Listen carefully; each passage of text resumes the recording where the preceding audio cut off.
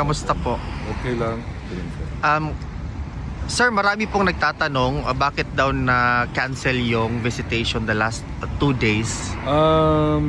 Tungod sa severe snow na warning, no, for the past 2 days, ang translator dili maka-ani sa DU, so mo to gi-cancel nila, pero gi-offset po nila maka-visit ko Friday.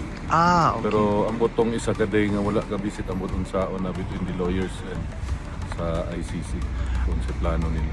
And as far as the former president is concerned, kung kamusta po si dating Pangulong Okay Rodrigo? man. Nikaon siya karon. Usa ko na nagsulod, nikaon siya mga 1 PM. Pagsulod ako mapay pag-uman po nikaon. Mura gihapon. Iyahang kuan Fanta Zero karon kay walay stock Coke Zero ana. Pati to mga chips. Mura niya sige pangutana about sa pagdumala namo sa Davao. Akong gi-inform siya na so far okay man ang para sa ako ambot sa mga taga Davao nga okay man pagpapadagan ni Basti. Sige pangutan nagkinsa daw ang Vice Mayor, anak ko nga ang imuhang apo si Rigo. Kumusta po daw? Anak ko, trabaho as Vice Mayor na unsay normal nga trabaho as Vice Mayor, session, barangay visitation, ana. So okay man tanan. Kumusta po siya sa kang Omar?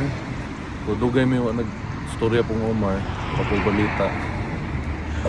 Sir, usaping politika lang po. Ano po yung reaksyon ninyo doon sa press conference ni Governor Chavit Singson na kinarakterize ni Yusek Claire Castro na parang a form of inciting to sedition daw, sir?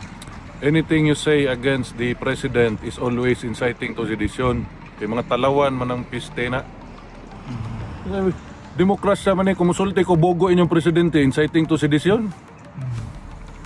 Kung sa'yo gusto, magdebate mo ni Ferdinand Marcos, wala man nahuman.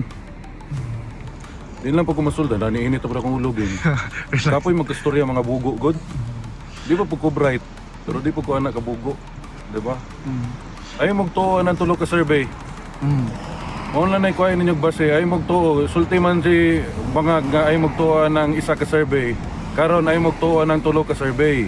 Ayaw pag magtuo nga nangawat sila sa Kabans, gobyerno, ay magtuwa na tanan. Kaya ma-inciting to sedition mo. Kita nung ninyo tanan. Kung sa ma-inciting to sedition na ng Kadsabit. Gi-report niya nga ang ilang ghost project dito si Lucos. Moro to kung nahibalan ha, ambot na pa siya gisultilain.